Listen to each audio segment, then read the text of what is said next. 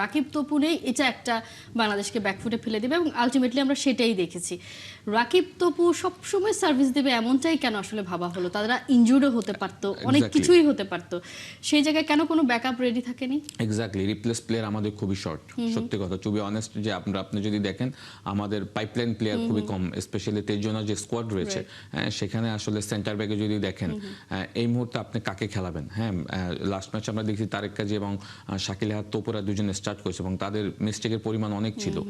সুতরাং যদিও Vietnam is so high energetic team, ওই টিমের সাথে মিস্টেক হওয়াটাই ছিল। বাট সিঙ্গাপুরে কিন্তু আজকে ওই প্যাটার্ন নিয়ে ফুটবল খেলবে এবং সিঙ্গাপুর দেখেছে যে আমাদের হাই প্রেসিং করলে আমরা ভুল করি, আমরা হাই লাইন আপ করতে গিয়ে কিন্তু আমরা অফসাইড ট্র্যাপের জায়গায় যেখানে আমাদের ডিফেন্স লাইনই আসলে শক্ত না, সেখানে হাই লাইন ডিফেন্সে যাওয়াটা তো অনেকটাই আত্মঘাতী। বারবার মিস্টেক হয়েছে ওখান থেকে। আমরা যত যদি ফার্স্ট হাফে 3টা গোল যে কনসিড করি, সেখানে অলমোস্ট সিমিলার ভুলগুলি হয়েছে।